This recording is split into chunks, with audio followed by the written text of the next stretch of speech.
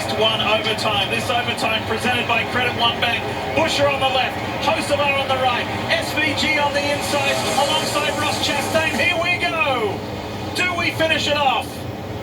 Van Gisbergen tries to unsettle Busher, puts it on the inside, gets on the gas. It's Van Gisbergen and Busher side by side to you, Mike. Wheel to wheel for the lead, coming to the S's, and it's SVG. He'll power past Busher and go to the lead. Busher now to second. Third now will be Carson Hocevar.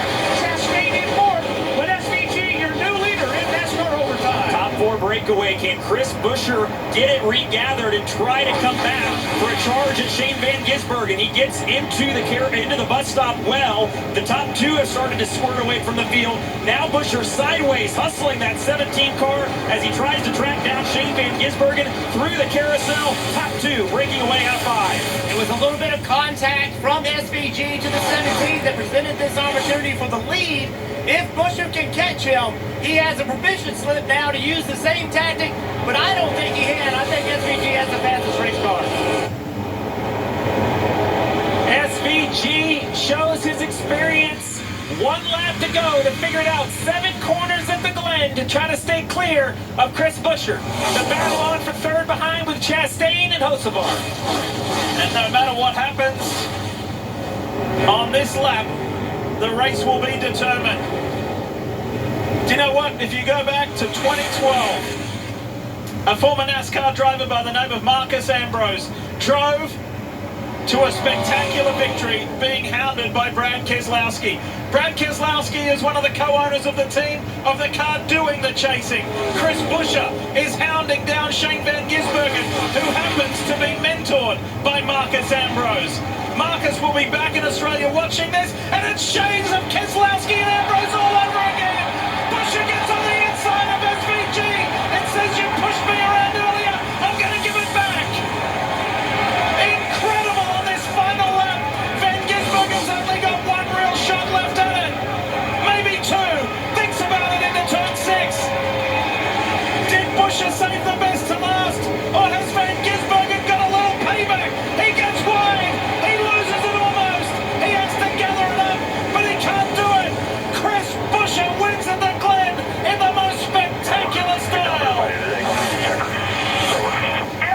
What did we just see? So proud of you, man. So proud of you. That was awesome.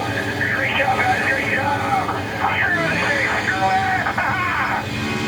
The pain of missing the playoffs has just been eased with a phenomenal victory at the Glen by Chris Busher.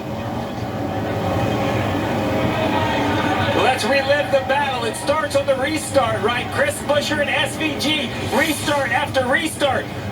Busher leads the inside lane, SVG behind, down into turn 1. Slight contact from the 16 to the 17, gets him a little out of shape, and just overcooks the corner. SVG gets to his inside and clears him up the S's. It was on from this point. Both drivers did incredibly well, but this is where Busher got the run, courtesy of an unforced error from SVG. Rarely do we see it, but that's exactly what happened. 16, too much speed into the bus stop, loses the back of the car. The 16, slight contact, look at it again, Lee, he turns in okay, but so much speed, he loses the rear, turning back to the left, right there. And the 17 capitalizes and finds a way to the right of the 16. This contact right here is NASCAR racing at its finest. And then, what a set of corners to close it in. Didn't allow the 16 to get to him on board with Busher. This was the winning move. Mistake from Van Gisbergen. Busher pounces, gives him a little nudge, unsettles the 16, and says, I'm coming through to get this victory. This is why Watkins Glen sells out finish after finish after finish. It's Busher's speed through the S's that forces this mistake. If he loses 2 car lengths up the S's, SVG knows it. He'll look in the mirror, he'll easily get in there, Jeff, but the pressure of the 17 forced the mistake at SVG. Look at on board a Busher. Contact with the wall, that right there. Remember, that is a change to the racetrack. SVG so good at using all of the racetrack. That's where he gets his speed, just a little bit too much. Got on the high side of the curves, little bit of contact with the wall, but the high side of the curb, Steve, that's what got his car out of shape. And what a drive by Busher.